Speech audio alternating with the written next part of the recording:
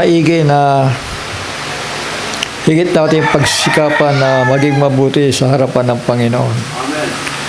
Alam ko, kukonik ako kasi meron lang akong presentation na kaprasong versikulo, kalendaryo. Kasi ito yung gusto kong i-mensahe noong nakaraan. Hindi ko lang magawa kasi meron tayong siningit. So, medyo mahaba-haba lang ito. Kaya,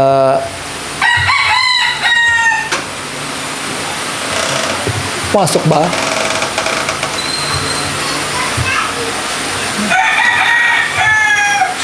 Ready lang tayo dahil napakahalaga nito. Ang salita ng Diyos ay nagbibigay po ng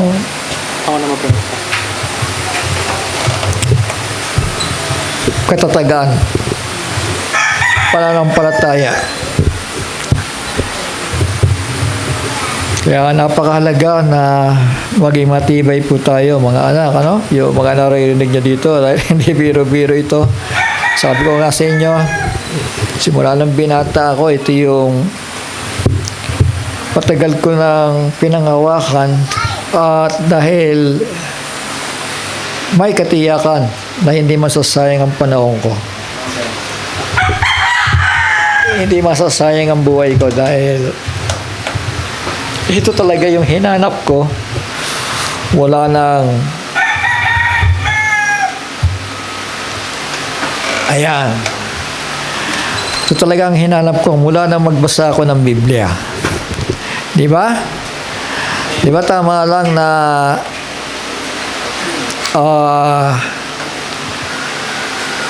pinagpaalaman ka na ng Panginoon ng daan para ikaw ay maligtas, huwag mo na lang sasayangin. Tama? At kung hanggat maaari, ay huwag kang tawag dito. Huwag kang umasa sa bahagyang kaligtasan lamang. Dahil yan sinasabi ng Biblia, kung ang matuwid man ay bahagyamang maligtas, ano kaya sasapitin ng taong masama? So, mahirap yung bahagya. Shall we say amen? Alam niyo yung bahagya? Yun yung mga pasamantala nagiging may kagalakan. Pasamantala ay natutuwa. Pero pag dumating na sa kalagitnaan, mga kapatid, at nakaranas na sa kanyang buhay, doon na lumilitaw kung ano siya. Kung ano ang gusto niya. Kanina nabanggit ni John si Judas, ano? Di ba? Di ba si Judas ay nangaral din? Kasama nga ng Panginoon 12 sila, pero dumating ang panahon na sino? Sila. Sige. Huwag niyo sayangin ito, mga anak, dahil dito kayo magsisitibay. Medyo maninibago lang kayo, pero simple lang naman ako magpaliwanag, ano? Dahil huwag na kayong mag-alala dahil una nang sumakit ang ulo ko, no? Pero magpasalamat tayo sa Panginoon. Sabi ko nga, once na ito po ay naintindihan na natin, sa simpleng kaparaanan ay mauunawaan natin ang mga bagay na ito. Dahil meron tayong Espiritu Santo at naghahangad tayo ng liwanag. Ang liwanag po, walang iba kundi ang salita ng Diyos. Shall we say amen? So yan ang ating ilawan na kailangan na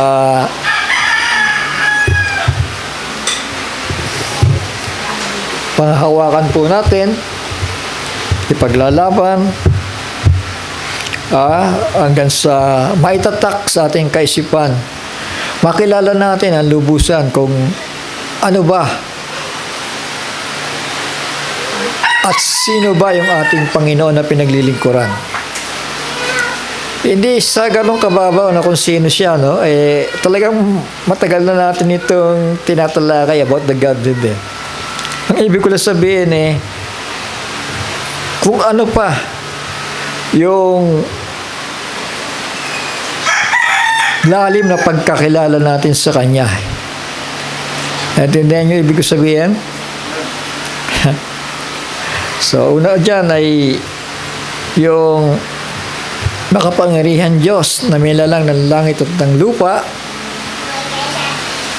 At bukod doon sa mga bagay na yan, ito po rin yung Diyos na pinaglilingkuran natin na nakaalam ng lahat ng mga bagay, ano? Na wala pa nga tayo, kilala niya na tayo Alam niyo ba yon? Di pa tayo sinisilang, kilala niya na tayo. So, ibig sabihin lang, kung liliripin mo yung ganung bagay, mga kapatid, na makikilala mo ang Panginoon Diyos, talagang napakalalim. Tama? Isipin mo, wala ka pa nga, kilala ka na niya. So, ganon.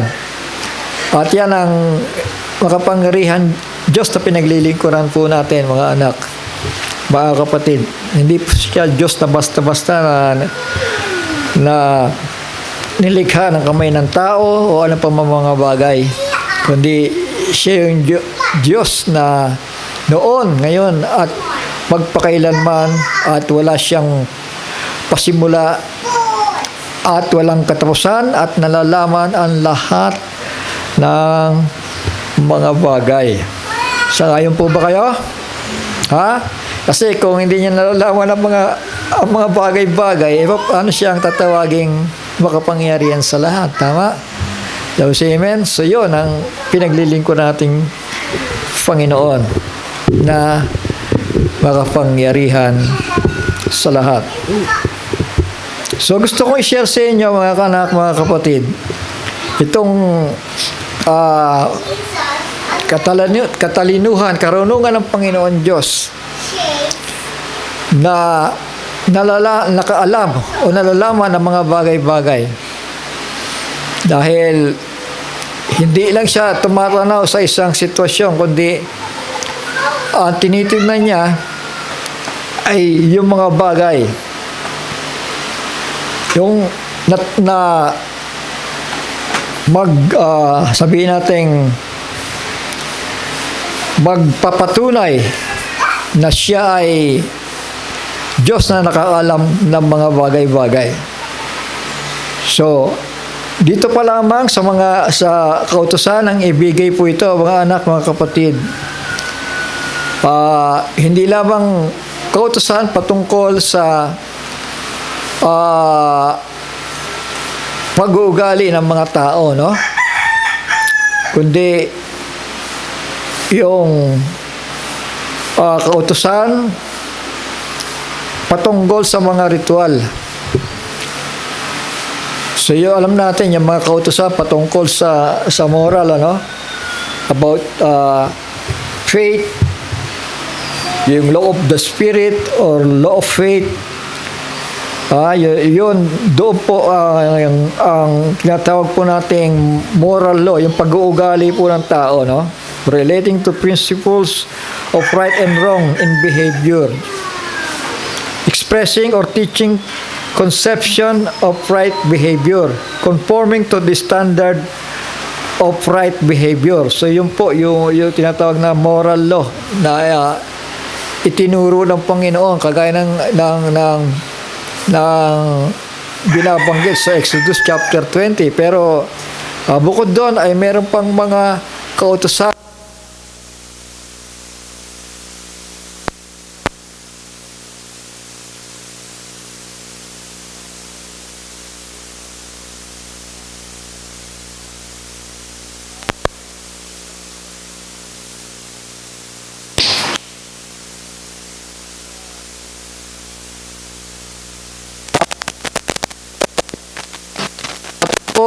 sa kanya at gagawin, hindi lang sa presenting nila, hanggang hanggang sa panahon na yan, mga kapatid, na matupad yung kanyang plano. So, ang Diyos ay marunong magplano. Tama? So, ang Panginoon ay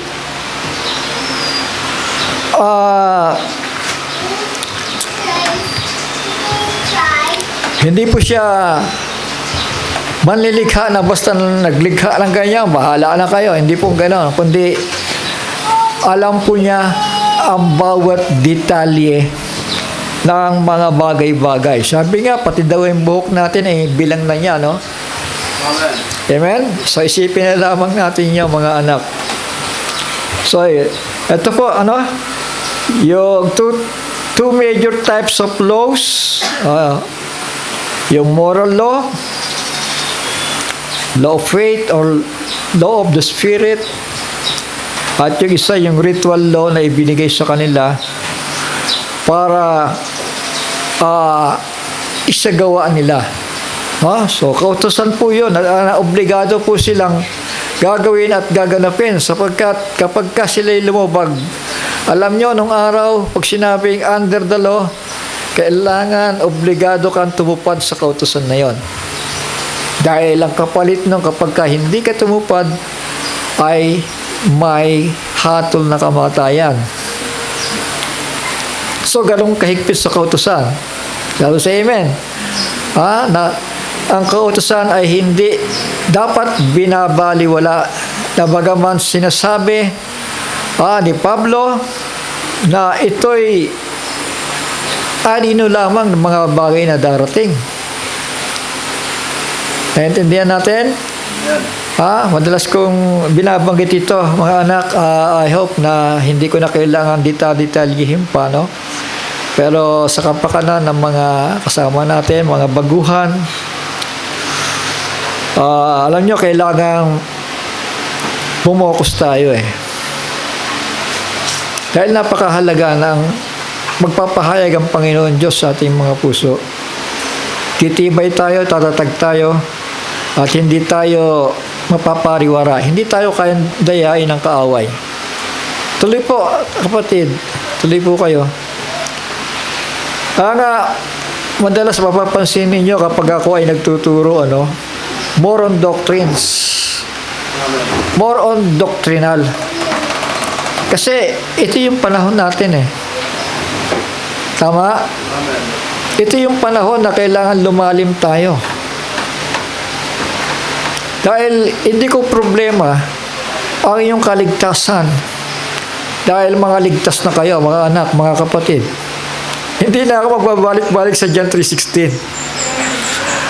Kundi magtuturo ako patungkol sa mga malalalim na bagay ng Diyos para magsitibay tayo at magsitatag tayo.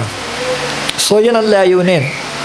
Kaya laban nakakaawa yung mga tao na ito na tumanda sa mensahe pero nakapako pa rin, nakapokus pa rin sa Revelation 10:7 at hindi maunawaan, mga kapatid. So, iiwan natin yung mga ganong bagay, mga kapatid. Kaya nga, may mga nag-i-invite sa akin sa mga ganyang meetings, pero sabi ko, marami akong ginagawa. Busy ako. Dahil kailangan talagang tumutok na tayo. Kailangan po tayong mas sanctified by the Word of God. At hindi na tayo magpabalik-balik. Huwag na tayong umasa na mahihila pa natin. Yung ayaw magtiwala sa kasulatan. Tama?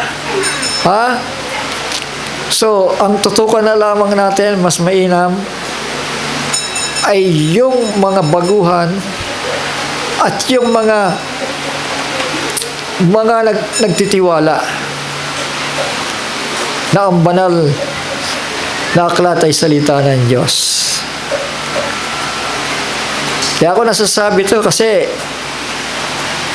maraming tumanda na sa mensahe pero binabasa at binabasa pilit na pinipilipit, So, yun ang nakakalungkot talaga, mga kapatid. Kaya hindi ko malaman kung ano sasabihin ko. Pag tumatayo ako dito, wala akong maisip sabihin. Bagamat may nakahanda na ako mga mensahe, pero para sa kaisipan ko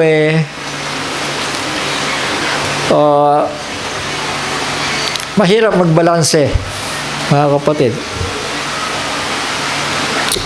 Kaya tumutok na lamang po muna tayo kung ano ipararating sa atin ng Panginoon. Sige po, at ang gusto kong i-share sa inyo ay yung types and shadows.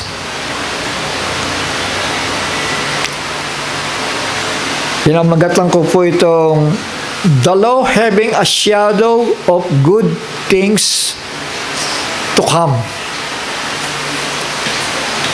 So, yung mga kautusan daw ay may anino na mabubuting bagay na darating. So, sino nakakita ng mga bagay na ito, mga kapatid? Walang iba kung hindi ang ating Panginoon Diyos. Tama? Ha? Good things to come. Ikaw ba alam mo yung mga good things to come? Hindi mo pa alam, di ba? Maliban na may kasulatan na nagbuhat sa ating Panginoon. Tama? Dahil naniwala tayo sa kasulatan. The law, yung kautusan, having a shadow of good things to come. Basahin ko muna dito, mga kapatid, mga anak, sa Hebreo. Sundan ninyo ako, Magbukas po kayo ng Biblia ninyo. Dahil napakagandang bagay ang ginagawa ng Panginoon Diyos. At napakaganda na makilala po natin siya. Kung sino ba yung Diyos na pinaglilingkuran natin. Hebrew chapter 10, verse 1 to 10. Hindi nakasingit dito dahil nandun, Kung meron kayo Biblia sa inyong mga cellphone, buksan na lamang po ninyo, mga anak. O kaya makinig kayo mabuti. Hebrew chapter 10, verse 1 to 10. The scriptures po, yung aking version, For the Torah, yung Torah po, walang iba, yung kautusan. Yung 5 books of Moses, Yun ang Torah. Having a shadow of good matters to come, and not the image itself of the matters.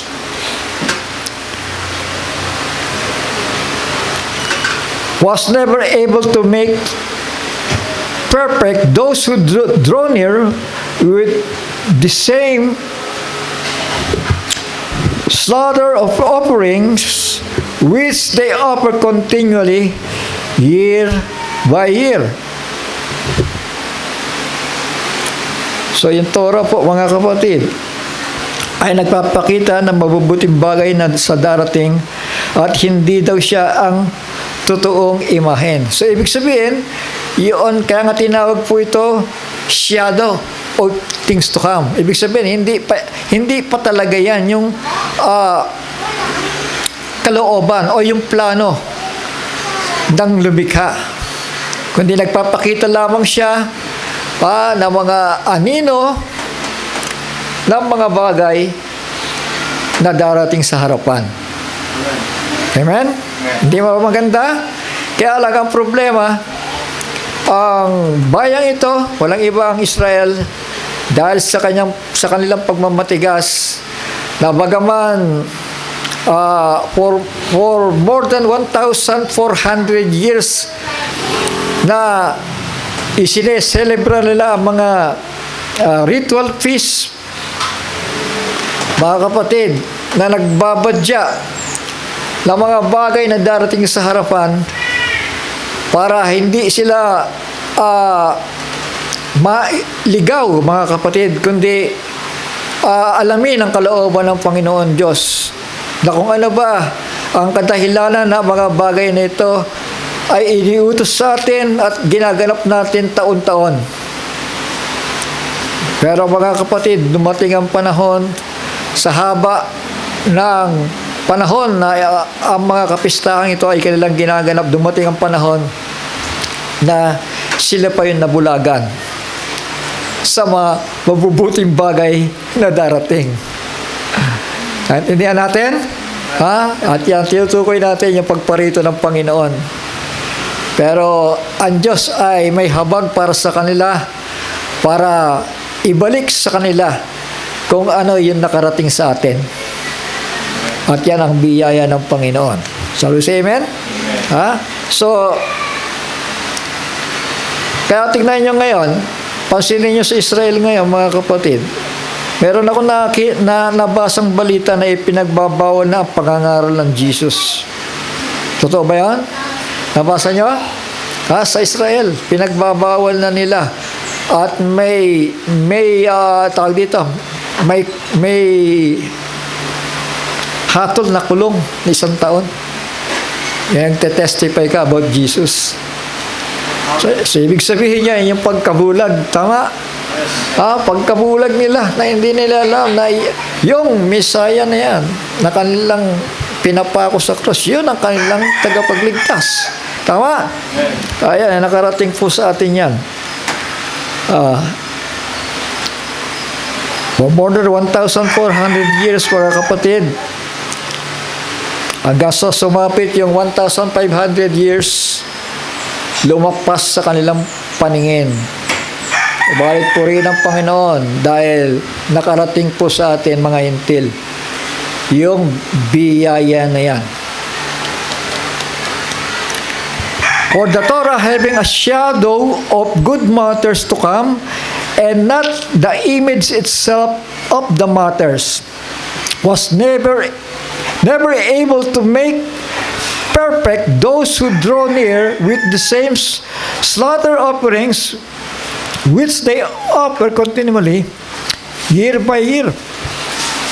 So bagaman sumusunod silang lang buong higpit, mga kapatid, sa kautusan. Pero anong sabi ni Pablo dito? Hindi daw sila mapapasakdal sa mga bagay na yon. Tama? So, say amen? Na bagaman mahigpit sila, tinutupad nila kung anong iniutos ng Panginoon Diyos, pero hindi sila mapapasakdal sa mga bagay na yon. So may iniintay. Tama? May iniintay para sila ay masakdal, mga anak, mga kapatid. At yan ay walang iba kung hindi ang pagparito na may-ari ng katawan. Tama? Hindi basta anino yan. Yan ang katawan. Yan ang may-ari ng anino. Tama po? Purihin ng Panginoon. So, yun ay ginaganap nila taon-taon po yun. So, sa verse 2, otherwise, would they not have ceased to be offered? Because those who serve, once cleansed, would have no more consciousness of sins. Kasi ang alay, patungkol sa kasalanan ay minsan lang, di ba? Pero bakit paulit-ulit nilang ginaganap yung paghahandog ng susunugin, pag-aalay ng dugo?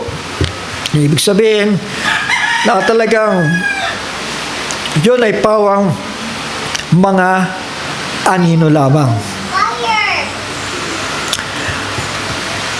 Because those who serve, once cleansed, would have had no more consciousness of sins. But in those offerings is a reminder of sins year by year. So yun.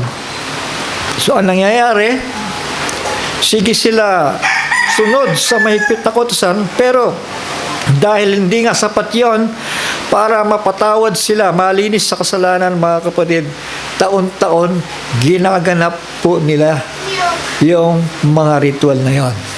No? For it is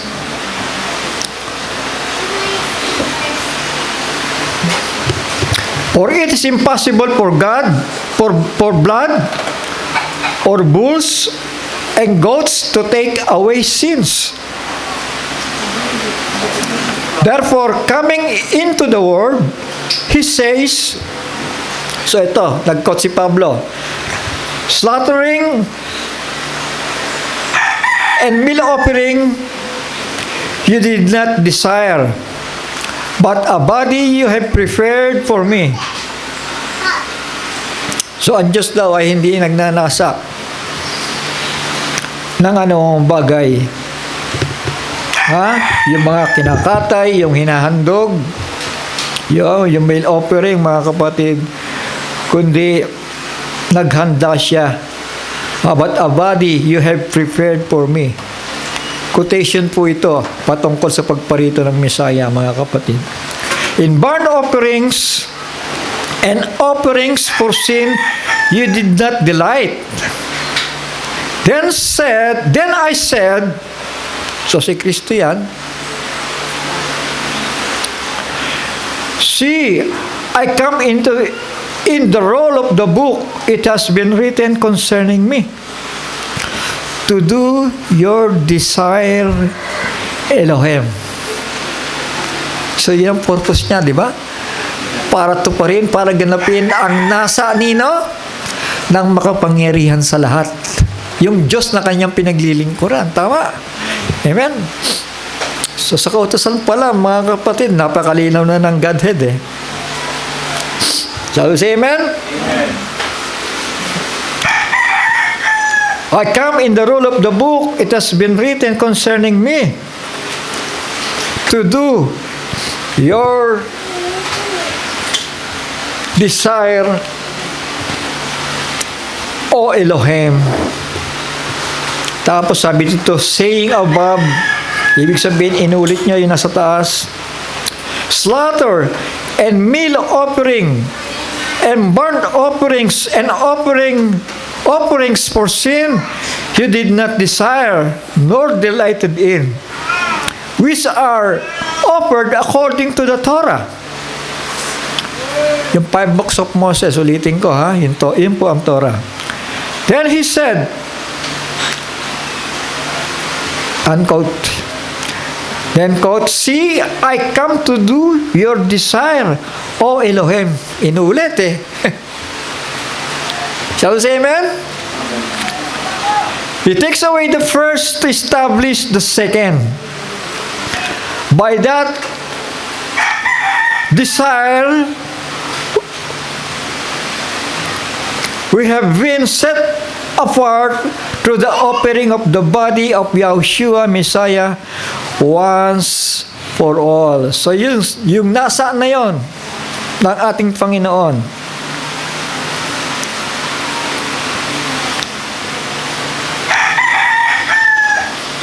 Tayo po ay napabanal sa pamamagitan ng isang handog lamang, minsan at magpakailanman.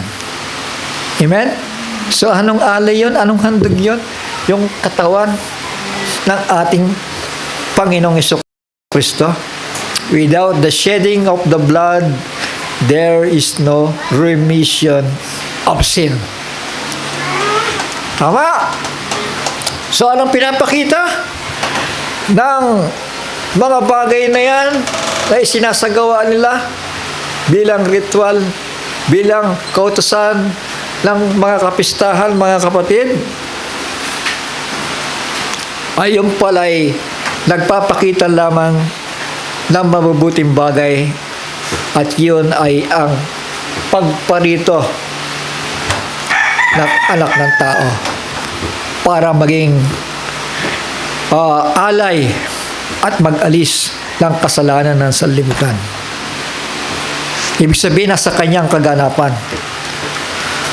ng katuparan ng mga bagay na yon na pinapakita o pinapahiwatig ng Panginoon Diyos sa kanyang bayang pinili. Amen? So, bagamat gano'n ang ginagawa ng Panginoon Diyos sa kanyang bayang Israel, pero dumating ang panahon, ang pagkakataon na lumagay sa harapan nila ang kanilang manunubos. Pero dahil sa kulang sa pananampalataya, mga kapatid, ay nireject nila ito. Sa kawalan ng pananampalataya. Amen? Sana naisip na nila, di ba? Amen? Ano ba itong ginagawa natin taon-taon? Naghahandog tayo ng dugo. Nag-aalay tayo ng kordero. Mga kapatid, mga anak, nang dumating ang panahon, si John the Baptist, yung propeta sa lumang tipan, nagpakilala kay Kristo. Behold the Lamb of God that take away the sins of the world. Sana namulat na sila doon. Tama? Ito pala ang ibig sabihin ng mga bagay na yan. Tama? So karamihan sa kanilang nabulagan, mga kapatid. Nabagaman. Mula nung lumabas sila sa Ehipto, mga kapatid. At hanggang sa panahon ng maipako ang kordero, merong 1,500 years ang nakonsumo. Colossians chapter 2 verse 16 to 17, let no one therefore judge you in eating or in drinking or in respect of a festival or a new moon or Sabbaths, which are shadows of what is to come, but the body of the Messiah. So ito yung katuparan. Tama? So lahat lang yun na sinasagawa sa lumang tipan, mga kapatid, mga pagtalima sa kautusan, yung pala ay nagbabadya sa unang pagparito ng Messiah. So merong, tingin ko dito may 8, no? May 8 kapistahan po dito, at yung unang 4 ay patungkol sa unang pagparito ng ating Panginoong Hesukristo. So yun po ang tatalakayin natin, no?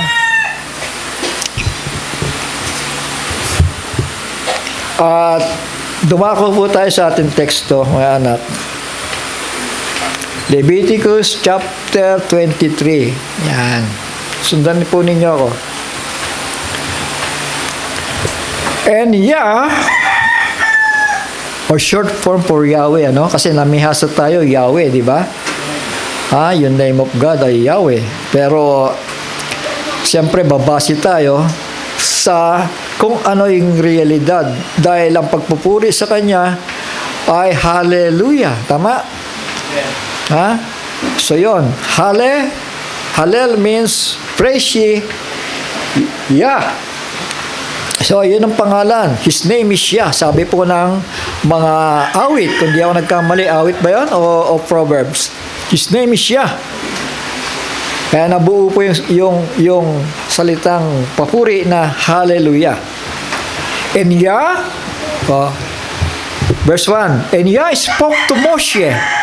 Yung Moshe po ay si Moises to, huwag kayong manibago. Papaliwanag ko naman dahil ibang translation ito, no? Kasi ito yung sa tingin ko na malapit na translation. Saying, speak to the children of Israel and say to them the appointed times of Yah, which you are to proclaim as set apart gatherings. Meron pong banal na pagtitipon. My appointed times are this. So ito, tuloy ko. 6 days, work is done, but the 7th day is a Sabbath of rest. Set apart gathering o banal na pagtitipon. You do not work. It is Sabbath to Yah in all your dwellings. So yun po yung tawagin po nating weekly Sabbath. Ano? Amen? Na kailangan obserbahan nila yun. Weekly yun. Na kapag ka ikapito, igagalang nila yung araw na yon. The seventh day, day of rest, no work, rest for people and animals. Pahinga yon. Yung ikapito, di ba? Sabi nga, dahil sa 7 araw, nilikha ng Panginoon Diyos ang mga bagay-bagay at siya nagpahinga, mga kapatid. So, yun. So, ika-7 araw. So, ito yung yearly na festival na dapat nilang gaganapin. Sa verse 4, these are the appointed times of Yah, set apart gatherings which you are to proclaim at their appointed times. Pag sinabi natin appointed times, ay ito po ay yearly po ito. So merong weekly at meron ding yearly Sabbath. At meron din namang after 50 years. So yun po. So huwag natin isipin ang pag sinabing Sabbath daily lang, weekly lang. Meron pong yearly at kasabay nun ang mga kasunod pa mga kapistahan. So yun ang pag-aaralan muna natin. Yung 4 feasts na papakita na unang pagparito ng ating Panginoong Jesucristo.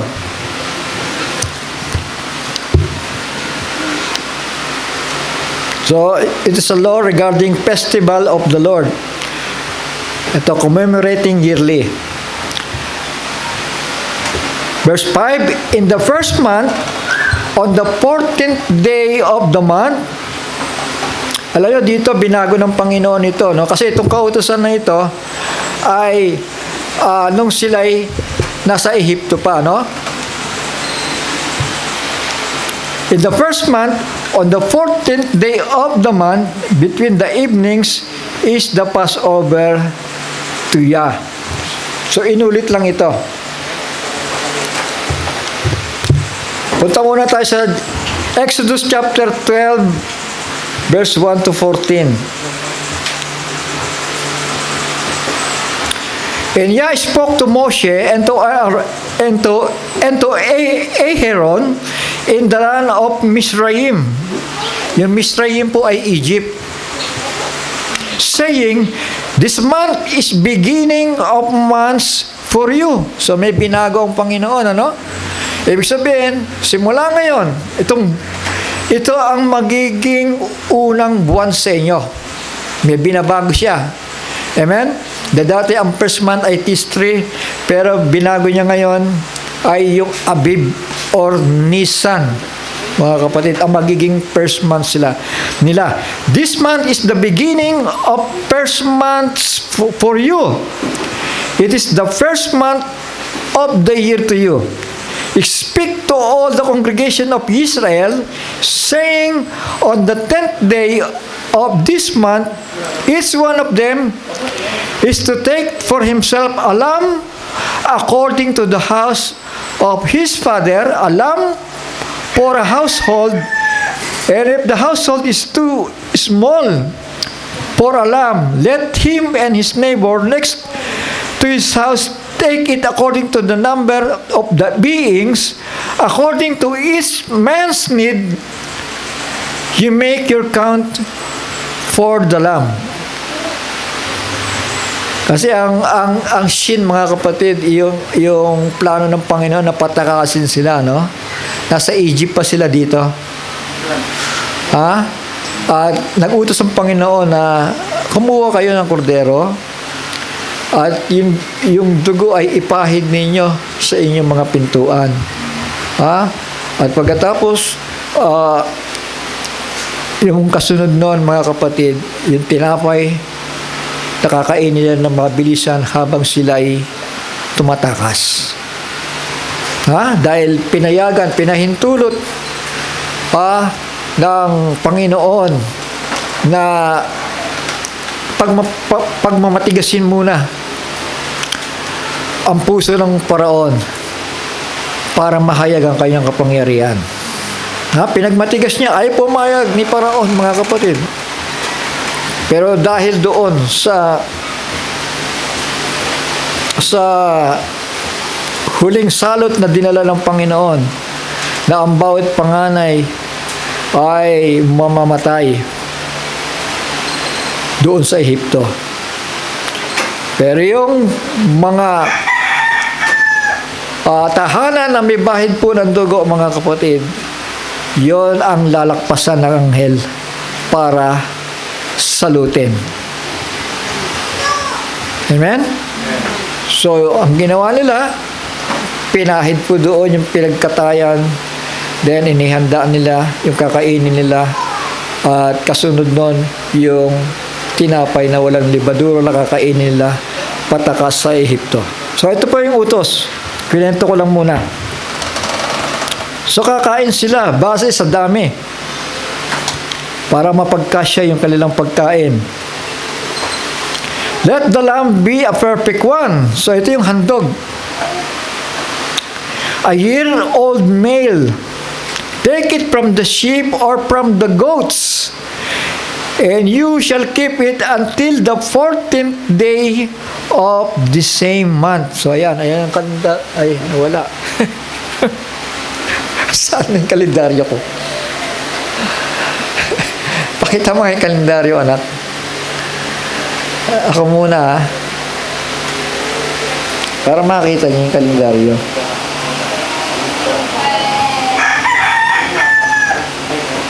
Nasaan na? Kaya ako na anak. Ito.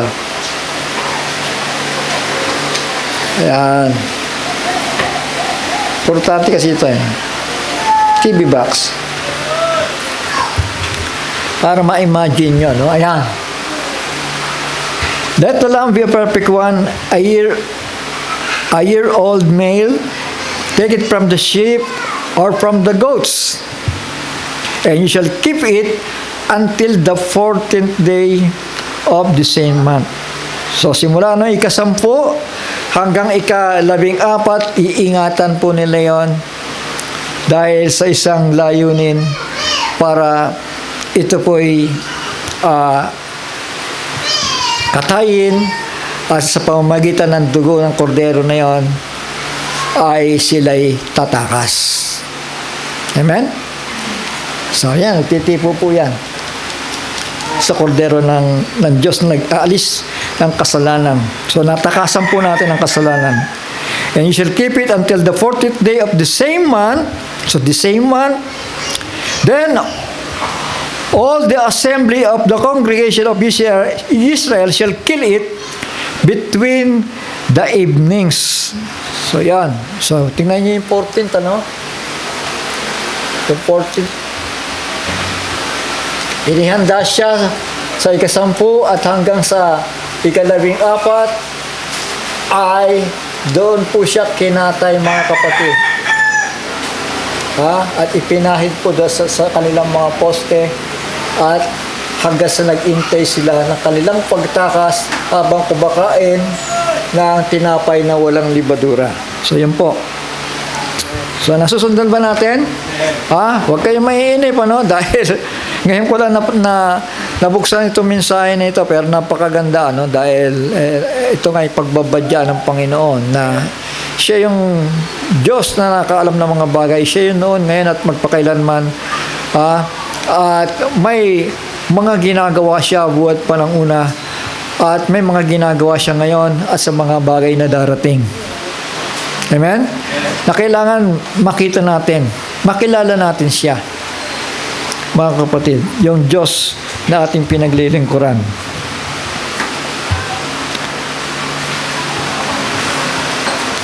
And they shall take some of the blood and put it on the two doorposts and on the lintel of the houses where they eat it.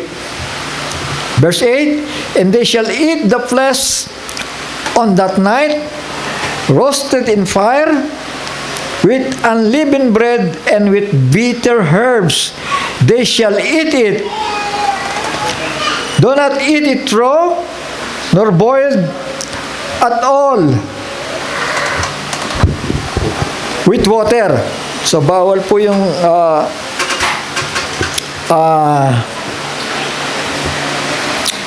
pinakuluan o nilaga o tinola, bawal po yon.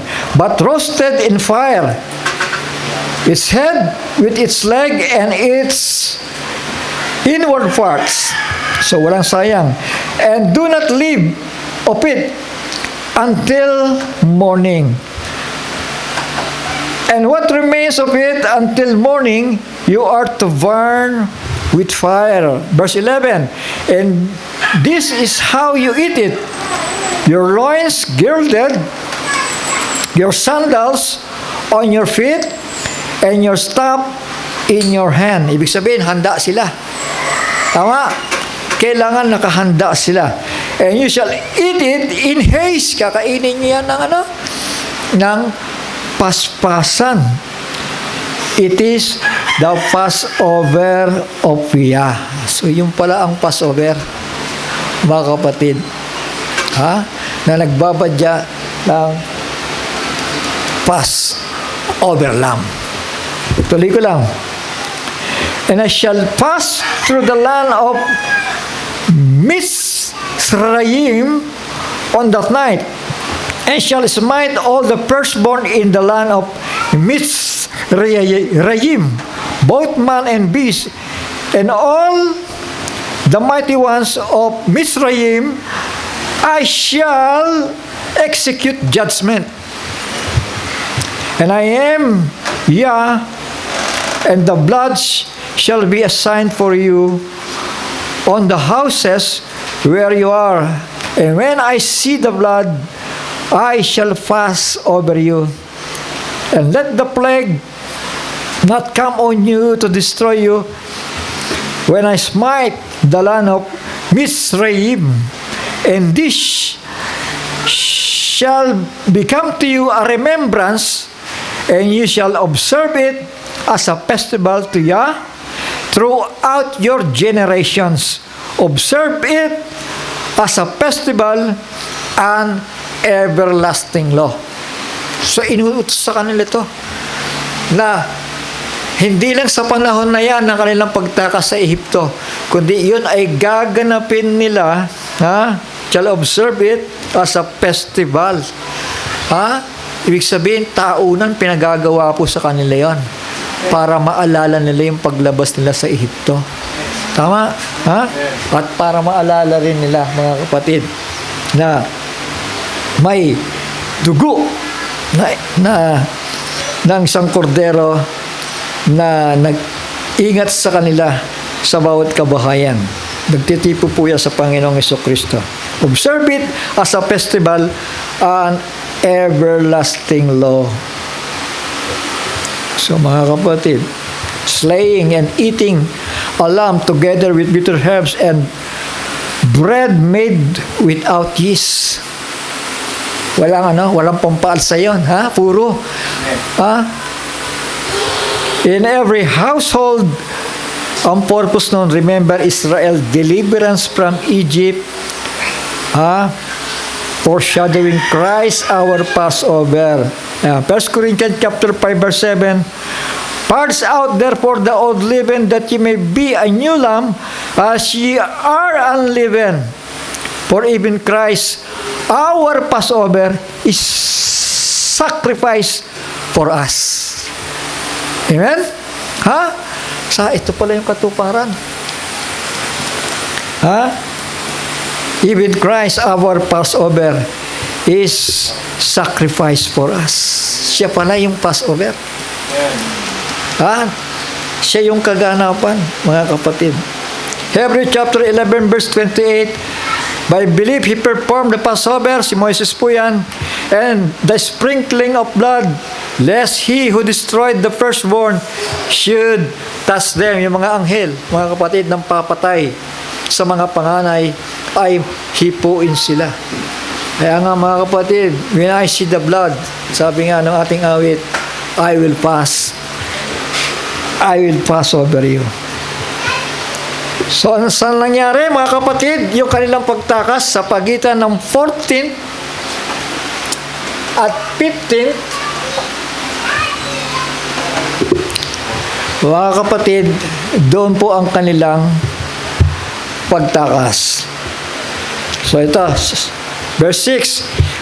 On the 15th day of this month is the festival of unleavened bread. To Yah, 7 days you eat unleavened bread. So, yun po ang sumunod na utos.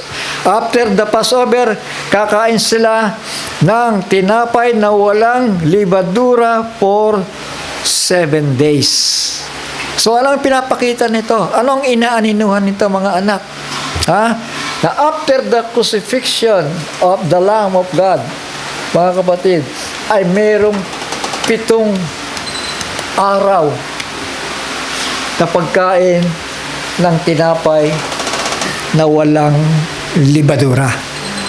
Tama. Kaya ayaw ng Panginoon Diyos yung Harold Brother Johnson na may halo eh. Gusto niya purong tinapay talaga. For 7 consecutive days, mga kapatid, mga anak. Dahil yun ang tinitipuhan eh. Hindi pwedeng mag-half truth ka dyan o 1/4 truth. Kundi yung the whole truth na ipangangaral ng tao, mga kapatid, mga anak. The piece of unleavened bread. For 7 days. Yan po ay masisimulan sa Abib 15th. Ayan, dito po, araw ng Sabat po yun. Ano? Yung 15th na yun. At bibilang ka ng 7 araw hanggang dito sa saan? Sa 21. Piece of unleavened bread for 7 days. Abib 15th to 21. Eating bread made without yeast, holding several assemblies, making designated offerings. Remember how the Lord brought Israelites out of Egypt in haste. So yon mga kapatid. 1 Corinthians chapter 5 verse 6 to 7. May sinasabi po si Pablo dito, your boasting is not good. Do you not know that a little leaven leavens the whole lump? Yung konti daw libadura ay nagpapaalsa sa limpak. Therefore, cleanse out the old leaven so that you are a new lump. Yung lumang pagkatao. Cleanse out the old leaven so that you are a new lump as you are unleavened. For also Messiah, our Passover, was offered for us. So then, let us observe the festival, not with old leaven, nor with the leaven of evil and wickedness, but with the unleavened bread of sincerity. So, yun ang inaaninuhan nun, mga anak, mga kapatid. Yun ang tinitipuhan nun. Na kailangan kung paano matapos silang tumakas, mga kapatid, at gabayan ng Panginoon sa kanilang pagtakas after na maihandog ang sacrificial na handog, mga kapatid. Ganon din sa panahon natin.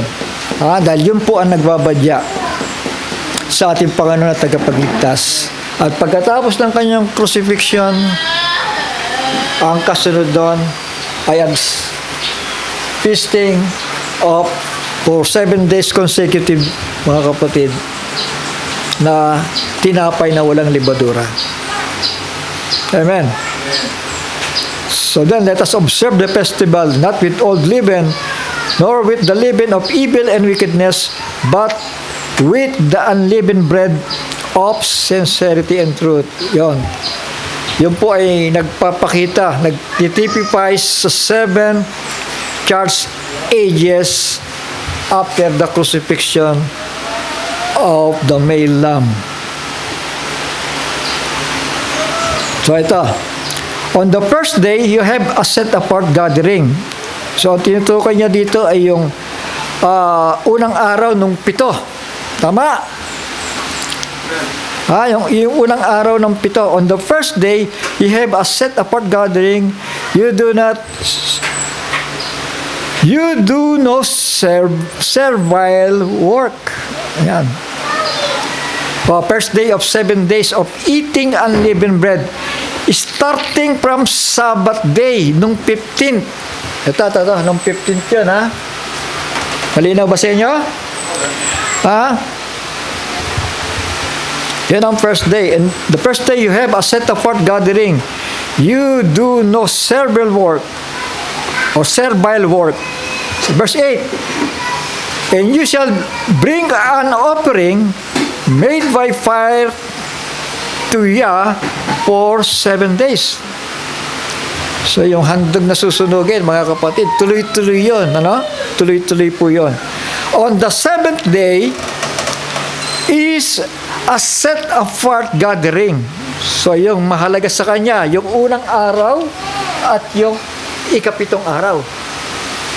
Tama? Yan ang pinahalagahan niya eh. Kasi in the middle of the week, pwede pa silang umuwi. Tama? Na ibig sabihin lang, ang mahalaga sa Panginoon Diyos ay yung unang araw at yung ikapitong araw. Dahil dito nagsimula eh, tama? At dito matatapos. At dito magpapahayag ng mga bagay-bagay, mga kapatid, patungkol doon sa una. Tama? Mas malalim na eh, dito eh. Tama? Kaya yan ang pinahalagahan ng Panginoon. 7 days. On the 7th day is a set-apart gathering. You do those servile work. So yon, yung first day at yung 7th day, mga kapatid. At bago yon, meron tayong sisingit dito, no?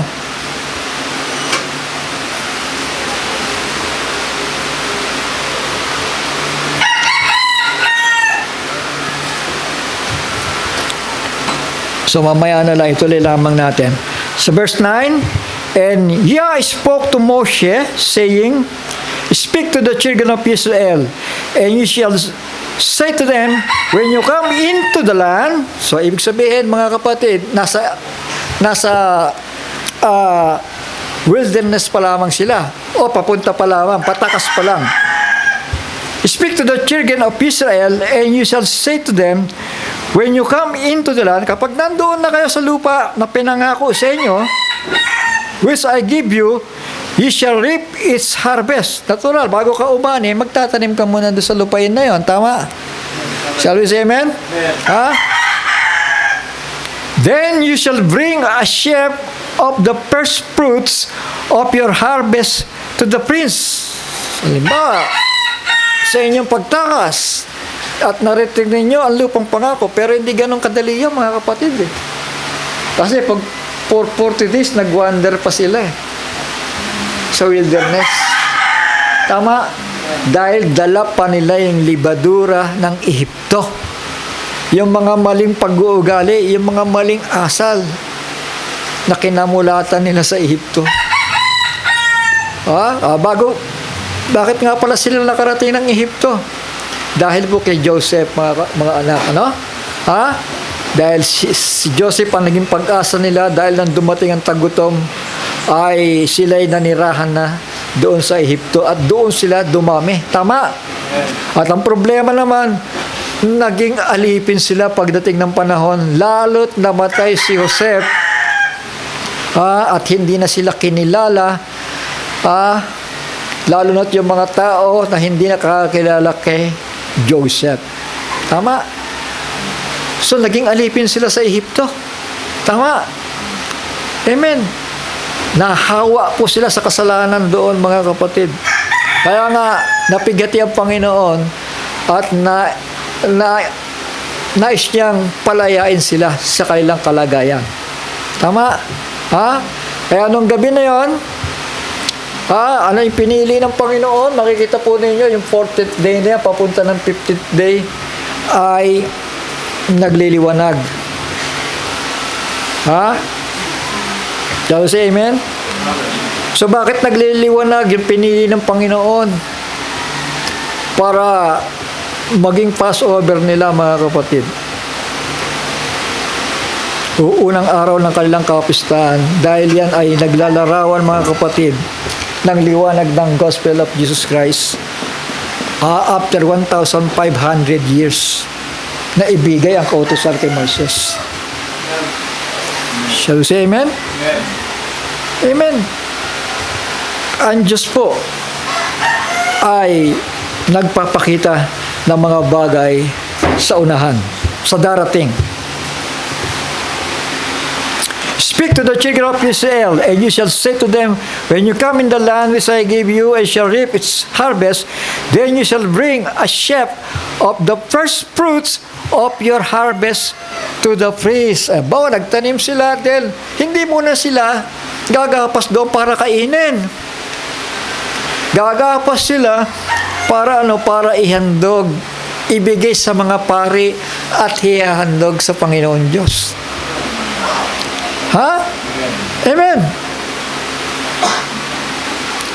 Then bring the sheaf of the first fruits, tawag doon ay first fruits, of your harvest to the priest, and he shall wave the sheaf before Yah for your acceptance on the morrow after the Sabbath. The priest wave it on the morrow after the Sabbath. Ibig sabihin, dito yan, sa first day.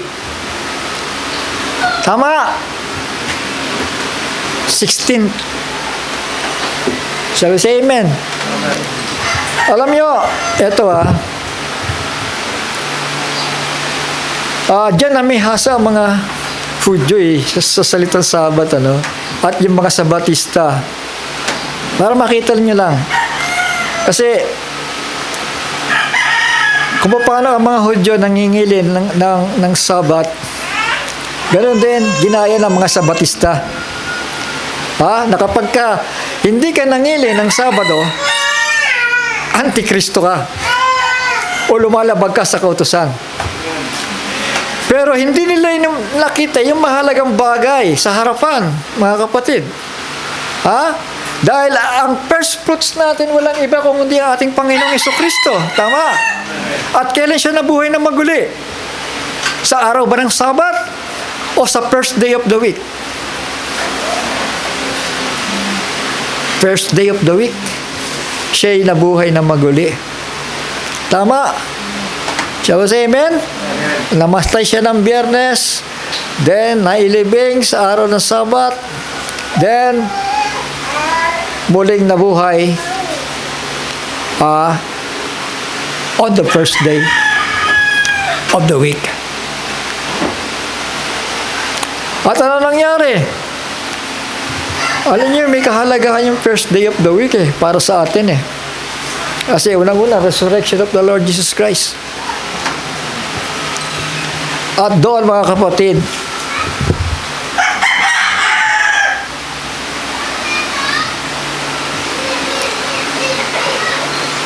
ano po ang nangyari?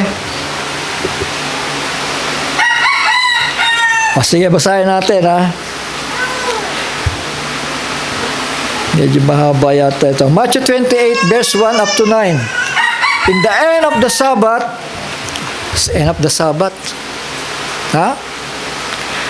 as it began to dawn toward the first day of the week.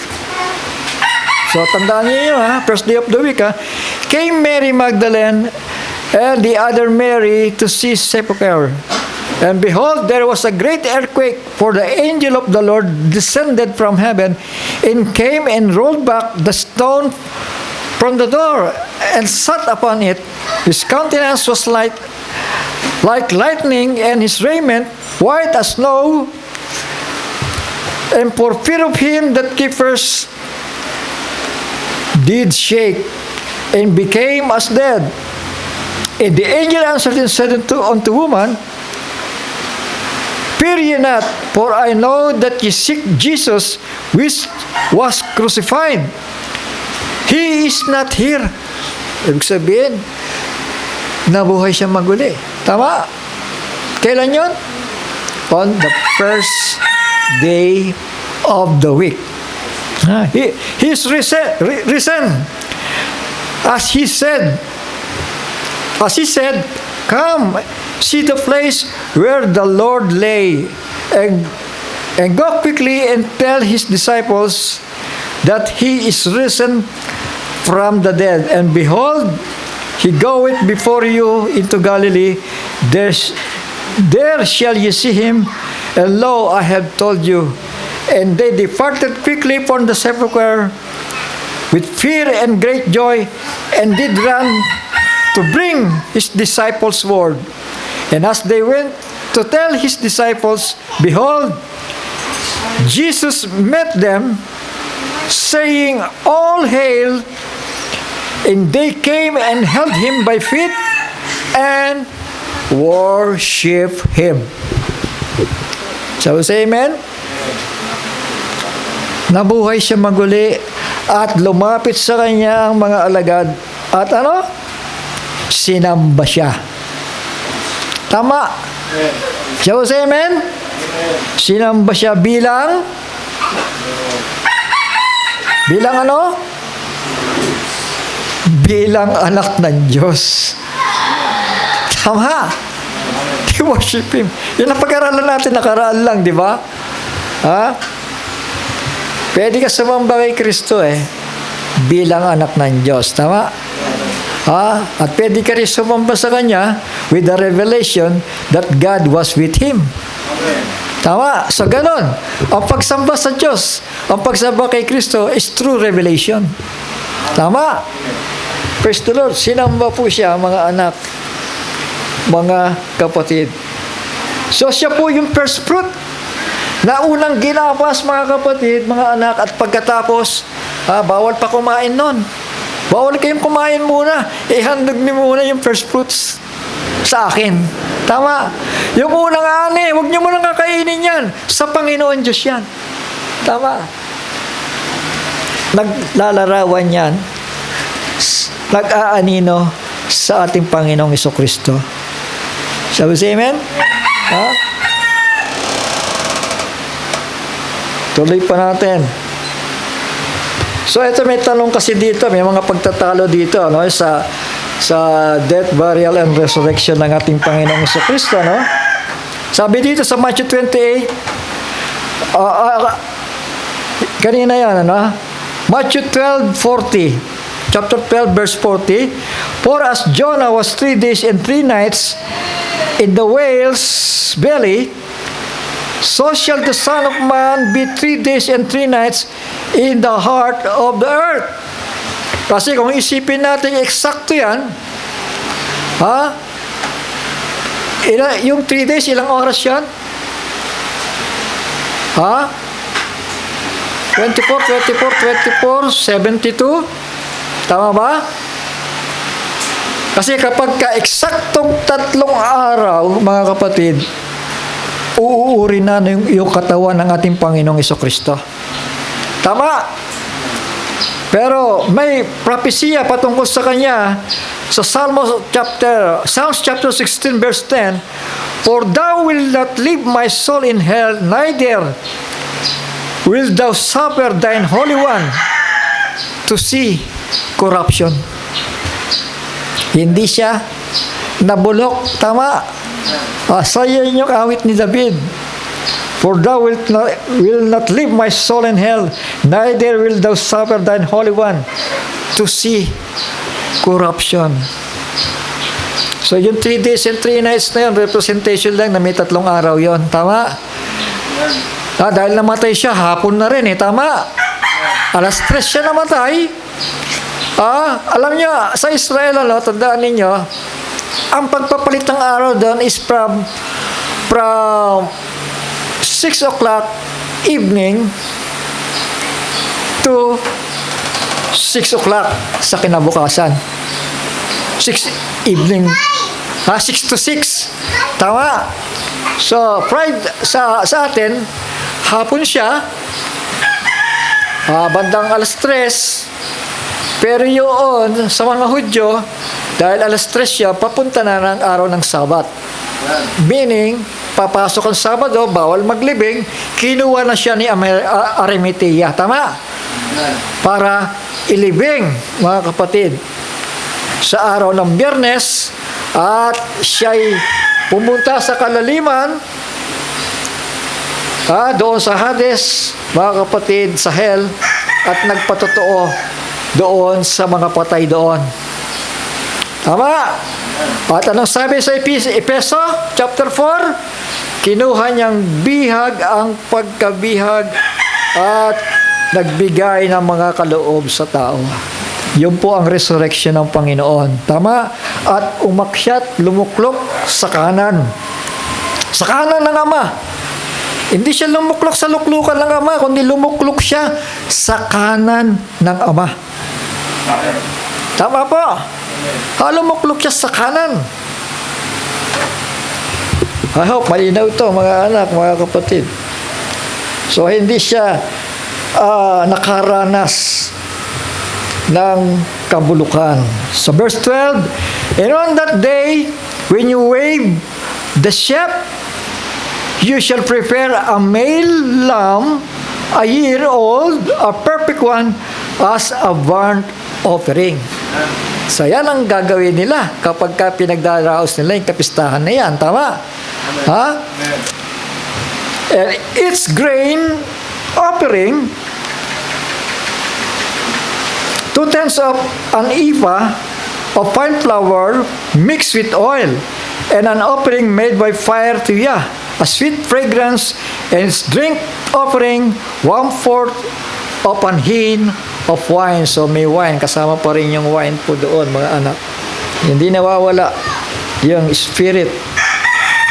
Sa verse 14, and you do not eat bread or roasted grain or fresh grain until the same day that you have brought an offering to your Elohim.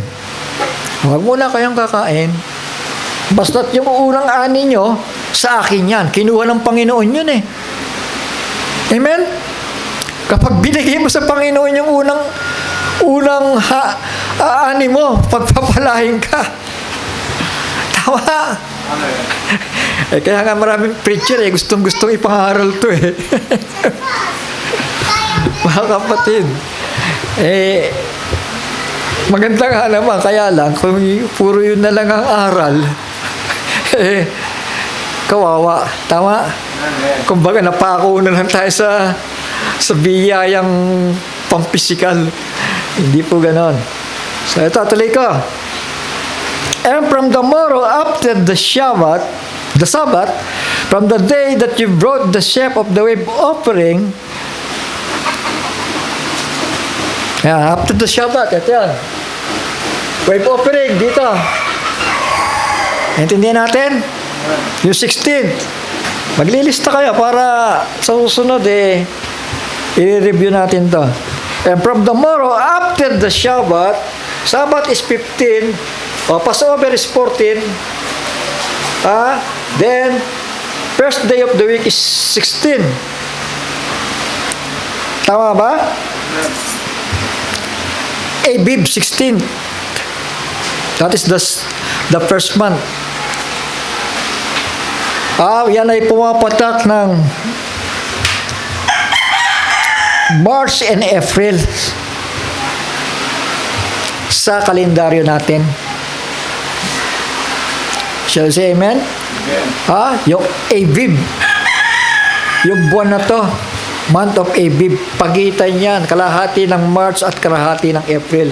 Yung sineselebra natin ngayon. Tama? Kasi katatapos lang eh. Pero may iniintay pa tayo. Kumbaga, ang mga Hudyo, kung sila yung nagsaselebre pa nito, ang iniintay nila ay yung ika-50, tama? Ika 50 days, which is the feast of Pentecost. Tama? Kasi after 50 days pang hihintayin eh. Tama? So, say amen? Sa month of ano yan? Siban. The Feast of Weeks. Feast of Pentecost. Feast of Harvest. Ibig sabihin, na-harvest na sa panahon na yan. Yung mga itanim, including yung first fruits at yung wheat harvest. Sama-sama na po yun, mga kapatid. At yun ay may tinitipuhan po yun. Ha? So, kailan yun? From the morrow after the Shabbat, from the day that you brought the sheaf of the wave offering, you shall count for yourselves 7 completed Sabbaths. So, pagdating dito sa first day of the week, bibilang na naman kayo ng 7 Sabat sa 2, 3, 4, 5, 6, 7 times 7, ilan? 49. Tama? So, 16. Until the morrow, after the Sabbath, ibig sabihin, yung huling Sabbath. Yung huling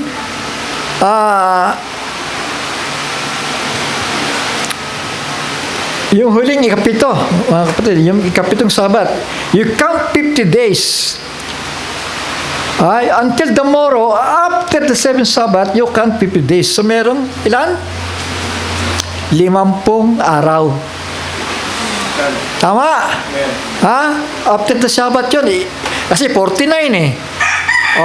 Plus yung kinabukasan, yun ang ika-50. So, yun.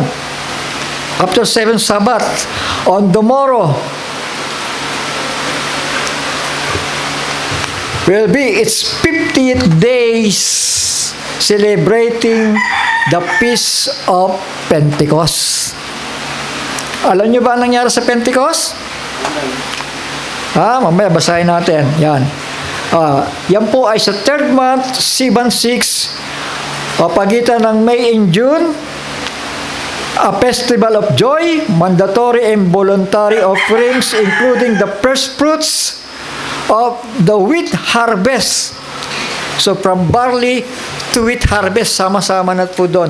Show joy and thankfulness for the Lord's blessings of harvest. Mga kapatid, sineselebra nila ito for 1,500 years na ang tinitignan labang nila ay ay patungkol sa material na selebrasyon. Kaya nga nung dumating ito, mga kapatid, nabulagan sila eh. Tama? Na ito na pala yung katuparan eh. At dito, mga kapatid, dito na po bumaba yung espiritong pangako. Amen? Acts chapter 2, verse 1 to 4. Ayan. And when the day of festival of weeks had come, eto po yun. Pag sinabing festival of weeks, yan din po yung tinatawag na Pentecost or Feast of Harvest. Iisa po yun. When the day of the festival of weeks had come, yung mga Hudyo, mga kapatid, patuloy pa naman nila sineselebrate ito dito sa Book of Acts. Pero ang hindi nila namalayan, mga kapatid, doon sa itaas, doon sa upper room, ay ibang celebration ang pinagdiriwang. Walang iba kung hindi ay yung pagbaba ng espiritong pangako, mga kapatid. Tama? Dahil merong maisasama doon sa first harvest. Tama? O yung first fruits. Merong maisasama. Sila po yung mga tinatakan ng Espiritu ng ating Panginoon. Tama? So, say amen? Magiging bahagi sila ng first fruits. When the day of of festival of weeks had come, they were all with one mind in one place, and suddenly there came a sound from heaven as of a rushing mighty wind, and it filled all the house, doon po sa upper room yon, where they were sitting. And there appeared to them divided tongues as a fire, and settled on each one of them. And they were all filled with the set apart Spirit, and began to speak with tongues as the Spirit gave them to speak. Binabaan po sila doon ng Espiritu. Ha? Na ibig sabihin, ibinukod sila ng Panginoon bilang first fruits, sapagkat nakatanggap sila ng Spirit of first fruits ng ating Panginoong Hesukristo. Naintindihan natin? Ha? Natanggap nila yung Spirit of first fruits, ha? Na mas mahalaga sa first fruit na kapistahan na ipinagdiriwang ng mga Hudyo doon sa baba. Tama? Amen. Dahil doon sa upper room, binabaan sila ng Espiritu eh. Tama. At nabahagi nila yung Espiritong pangako. So we say, praise the Lord. Ituloy lang natin. So, natupad ang mga bagay na ipinakikita ng Panginoon Diyos sa lahing ito, mga kapatid.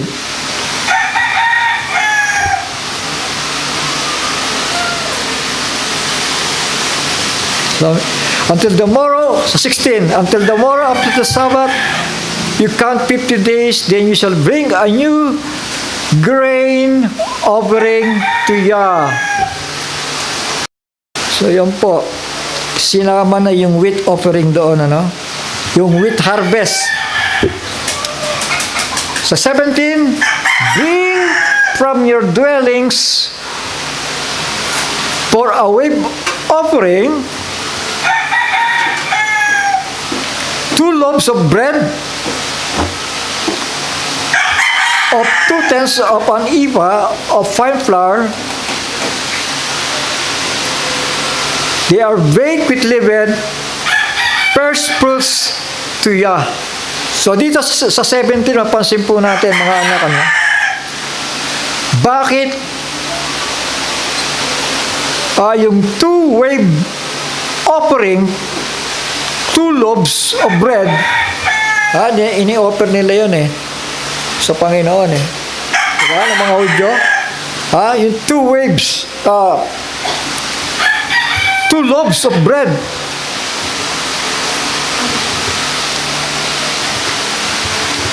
At dito, kakaiba ito, mga kapatid, sa pagkasabi dito, baked with leaven, first fruits to Yah.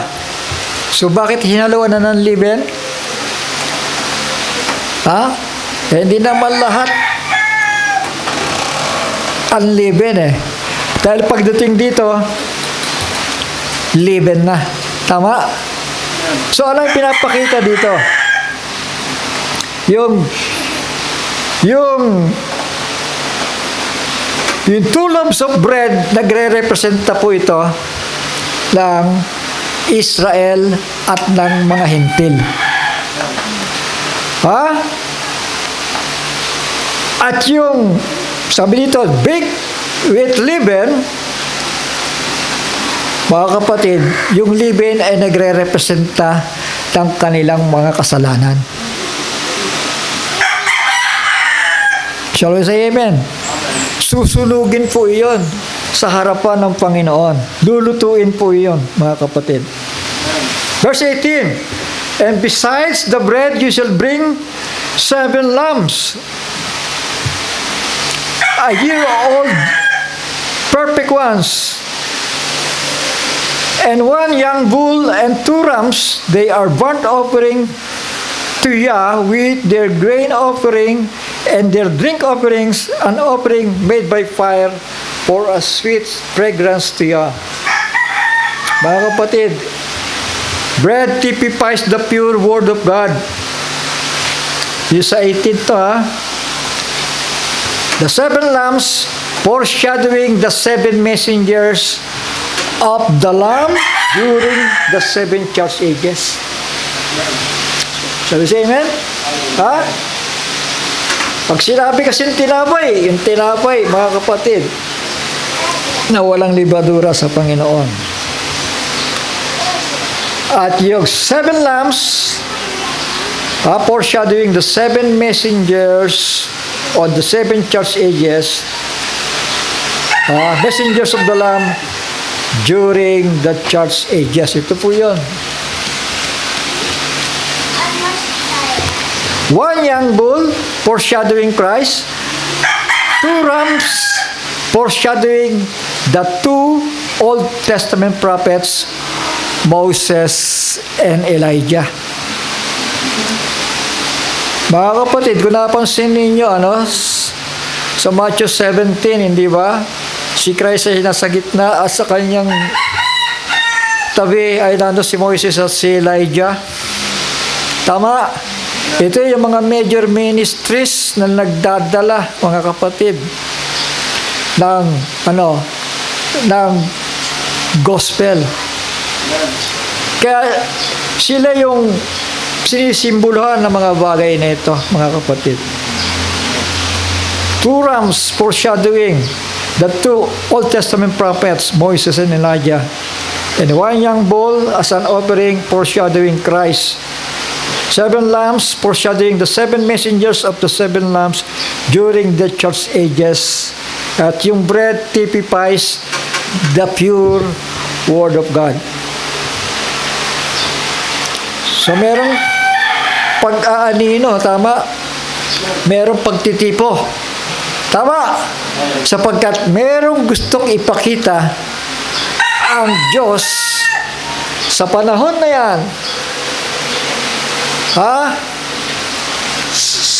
sa makakaranas ng bagay na yon kung sila Israelita, at gayon din naman para sa atin mga hintil, na makikita natin ito at sasabihin natin tunay nga ang Panginoon ay may mga paunang kaalaman sa mga bagay nito, sapagkat siya'y nagpakita ng mga bagay sa pasimula hanggang sa mga bagay ay mais sa katuparan. Tama? Nagpakita siya Primero, anino yung pinakita Tama? Shall we say amen? Anino, sa pamamagitan ng mga kapistahan na ipinagdidiwang nila taon-taon na hindi man lamang nila naisip kung anong ibig sabihin nun Tama? Bakit? Sapagkat hindi nila ginagawa ng may pananampalataya. Kaya mas pinili pa nga nila ipako ito Hindi nila alam ito ang katuparan. Tama? Pero purihin ang Panginoon dahil sa kanilang pagkabulag, nakarating sa atin ang kaligtasan. Tama? At nakita ba natin yung mga bagay niya na naging lihim sa kanila? Nakita ba natin dito? Pinakita yan ng Panginoon. At hindi na lihim yan, hindi na misteryo yung mga bagay na yan. Tama? Purihin ang Panginoon. So yan.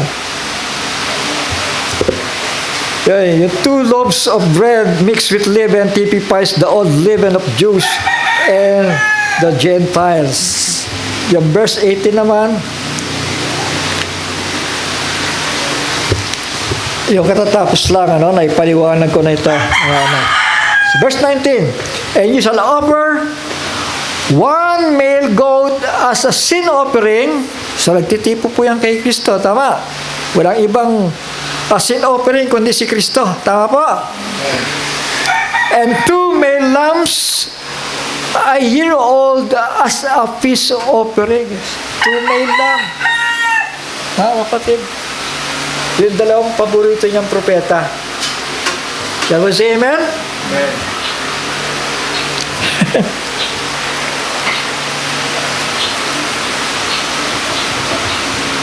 As a peace offering. Ibig sabihin, may dadating na dalawang propeta. Tama. May darating na 2 olive trees na binabanggit ni Joel. Tama. Amen. And the priest, sa 20, no, shall wave them besides the bread of the first fruits as a wave offering before Yah. Besides the two lambs, they are set apart to Yah for a feast. Para sa mga pari pala yan, mga kapatid. So yun yung kanyang mga pari. Moises and Elijah. Tama? Sino yung high priest nila? Si Kristo. So 21. And on the same day, you shall proclaim a set apart gathering for yourself. You do no work. You do no servile work on it. Allow forever in all your dwellings throughout your generations. Sasagawaan nila yon, mga kapatid. Magpakailanman. Kaya ang ibig sabihin ng magpakailanman, natatapos yan Tama.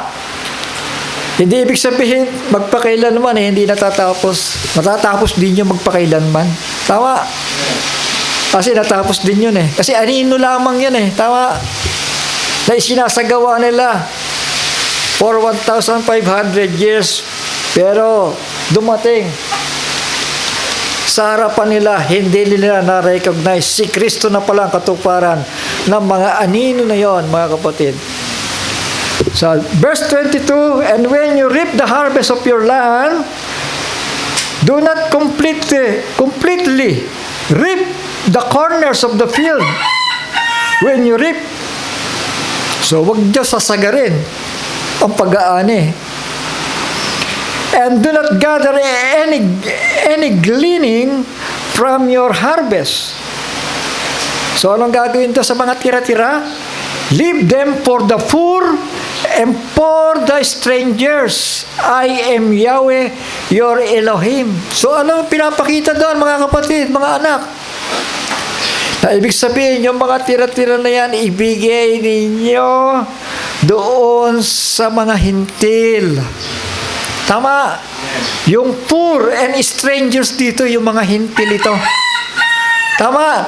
Yung mga hindi namamayan kay Israel. Iiwan ninyo yan. Pakain nyo sa kanila yan.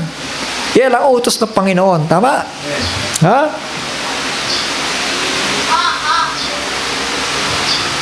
Purihin ang Panginoon. So, anong tawag doon?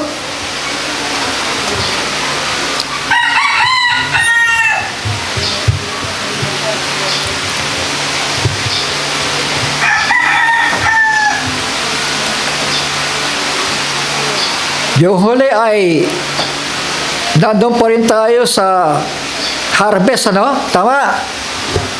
Kaya say amen? Sa weeks pa rin tayo. Speak.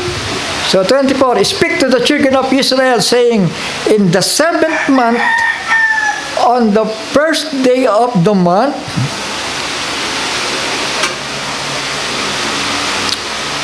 trumpet na ito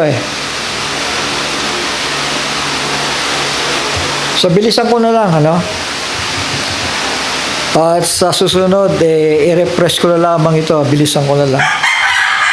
Speak to the children of Israel, saying, in the 7th month, on the first day of the month, so malayo na.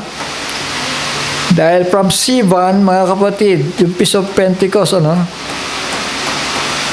Festival of Joy, mandatory and voluntary offerings, including the first fruits of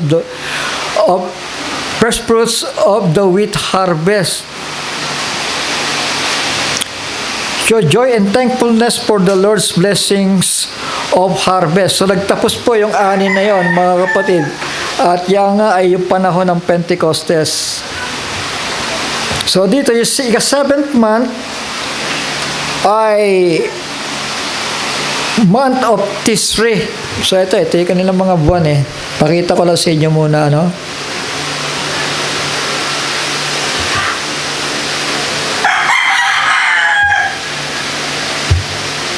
Nakita ba ninyo? Ayan, Nisan. or Abib, dito yan. Yan ang kanilang mga buwan. At yung Tisri, ito yung ikapito. Naging ikapito yung Tisri na dating una. Dahil may dalawang kalendaryo sila, no? Bago ko makalimutan, yung tinatawag po na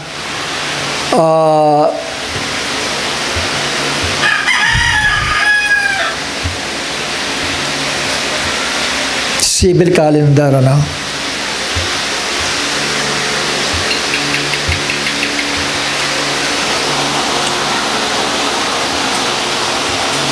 Ayun. Ayan. Kita nyo ba? So, yan po. According to tradition, the Hebrew calendar started at the time of creation. Placed at 3761 BCE.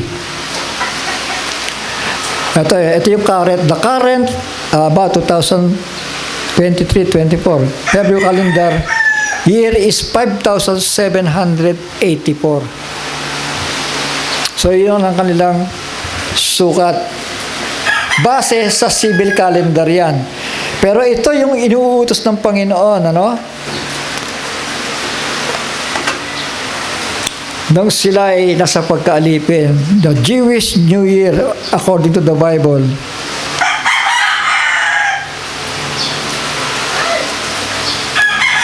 Jewish New Year starts on the 1st of Nisan, or Abib, which is called the beginning of months. So yun, yung first. Ito yung new moon. From new moon to new moon. Yun ang pagpapalit ng buwan nila. Lunar kung tawagin. Base sa pagpapalit ng buwan.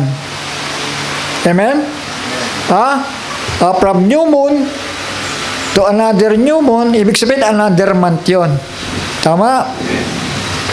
At isang nakakamangha dito, bakit pinili ng Panginoon Diyos na pumatak dito sa ikalabing-apat, pagitan na ikalabing-apat at ikalabing-lima ng Abib, dito iaalay ang kordero. Sapagkat mapapansin po ninyo na sa panahon na yan ay nagliliwanag ang buwan na nagtitipo, mga anak, sa liwanag ng aral na dala ng Passover Lamb. Tama? Tama sa amen? Nagliliwanag. Ito yung pinakamaliwanag na parte ng kalendaryo. 14, 15, tapos 16, 17, 18, 19, hanggang sa dumating sa, 21, yung 7 Sabbats. Kaya kapansinin nyo dito, medyo madilim na Tama? Yeah. Padilim na. Pero, bumabalik naman doon.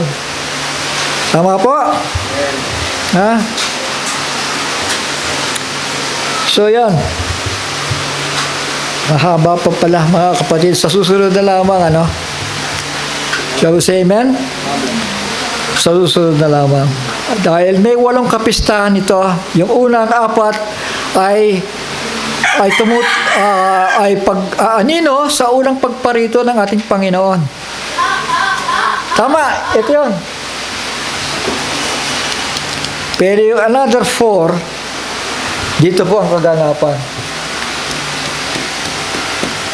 Sa pangalawang pagparito ng Panginoon. So, naintindihan natin? Sige po, at talagang mahaba. Purihin ang Panginoon. Magpasalamat muna tayo sandali. Ama namin, banal at makapangyarihan sa lahat, muli minsan pa, salamat